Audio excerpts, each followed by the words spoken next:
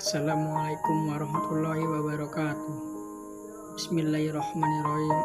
Alhamdulillahirabbil alamin wassalatu wassalamu ala asrofil anbiya'i wal mursalin sayyidina wa maulana Muhammadin wa ala alihi washabihi ajmain. Amma ba'd. Pertama-tama, marilah kita panjatkan rasa syukur kita kepada Allah Subhanahu wa taala yang telah melimpahkan rahmat, taufik dan hidayahnya kepada kita semua, sehingga kita dapat bertatap muka walaupun pada saat masa pandemi saat ini. Selanjutnya salawat dan salam kita aturkan kepada Nabi akhir zaman, yakni Nabi Muhammad SAW. Hadirin yang saya muliakan, bulan Rabiul Awal adalah bulan yang bersejarah dalam kehidupan manusia. Karena pada tanggal 12 Rabiul Awal tahun Gajah telah dilahirkan seorang pemimpin umat manusia yang merupakan rahmat bagi alam semesta. Beliau adalah junjungan kita, yakni Nabi besar Muhammad SAW.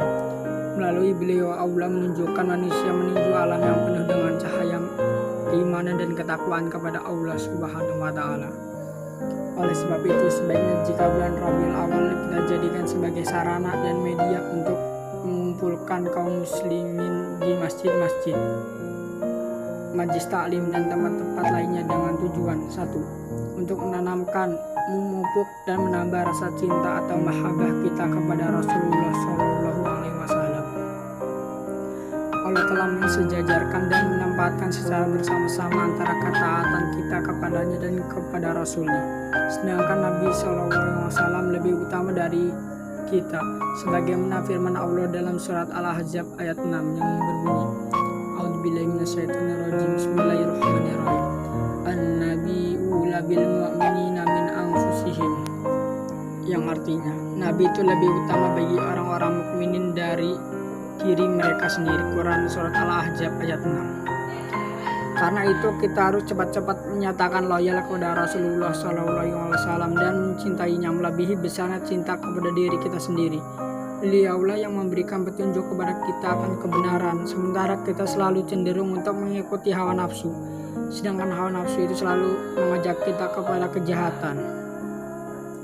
Dan demikian sudah menjadi keharusan bagi kita untuk mendahulukan kecintaan kepada Allah dan Rasulnya di dalam hati, lebih dari siapa atau apa yang dicintai. 2. Untuk mengungkap kembali sejarah kehidupan Rasulullah SAW untuk diteladani. Dengan peringatan kelahiran Rasulullah SAW ini dapat mengungkap kembali sebagian dari kehidupan Rasulullah dan jihad perjuangannya di dalam menegakkan agama Islam dalam menyambut dan memperingati Maulid Nabi Muhammad SAW.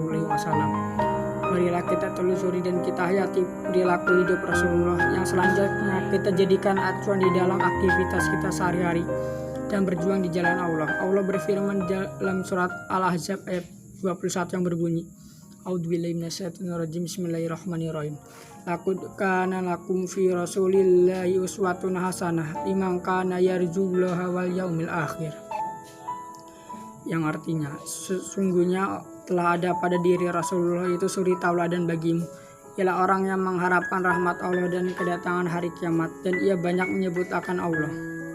Dan kelahiran beliau, kita umat manusia seluruh dunia mendapat rahmat yang tidak terhingga, yakni berupa cahaya hidayah yang dapat menembus kegelapan jahiliyah bila dibandingkan dengan keadaan dunia sesudah beliau diutus sebagai nabi dan rasul. Ada 3 perubahan yang sangat penting, yaitu 1. Perubahan di bidang sosial. Pada zaman jahiliyah terjadi ketidakadilan di dalam masyarakat. Pada saat itu sangat menonjol sekali perbedaan ras, perbedaan kelas, yakni kelas majikan atau tuan dan kelas budak. Kemudian Rasulullah SAW datang dan mengubah segala ketidakadilan tersebut. Beliau berdakwah kepada mereka bahwa manusia tidak ada bedanya antara satu sama lain. Manusia mempunyai kedudukan yang sama di hadapan Allah Subhanahu wa taala. Jika ada perbedaan, maka hal itu hanya diukur dari tingkat ketakwaan seseorang pada Allah Subhanahu wa taala. 2. Perubahan di bidang akidah. Sebelum Nabi Muhammad SAW diutus sebagai nabi dan rasul, bangsa Arab pada saat itu adalah penyembah berhala, patung dan lainnya dianggap mempunyai kelebihan dan kekuatan. Kemudian Nabi Muhammad SAW datang menghancurkan kepercayaan itu dan menjadarkan manusia bahwa patung-patung tersebut hanyalah benda mati yang tidak bisa memberikan manfaat kepada yang menyembahnya. Hanya Allah lah satu-satunya menciptakan dan memelihara alam semesta beserta isinya. 3. Perubahan di bidang kenegaraan dan politik. Pada masa jahiliyah sangat sulit mencari kebenaran dan keadilan. Segala keputusan atau ketentuan-ketentuan hukum tidak didasarkan pada kebenaran atau hak, melainkan didasarkan pada kekuatan dan kekuasaan. Yang kuat dan yang berkuasa akan menindas yang lemah. Begitu Rasulullah datang, maka diubah semua itu dengan sistem demokrasi, keadilan dan kebersamaan serta kebebasan. Segala perundang-undangan harus bersumber kepada Al-Quran. Adapun yang belum ditentukan dalam wahyu Allah, maka ditentukan dalam bermusyawarah bersama. Akhir kata, saya mengharapkan mudah-mudahan dengan peringatan Maulid Nabi Muhammad SAW ini dapat menambah keimanan kita kepada Allah dan Rasulnya, mencintai dan membawa perubahan-perubahan positif dalam segala bidang kehidupan. Amin. Mungkin sekian dari saya. Wassalamualaikum warahmatullahi wabarakatuh.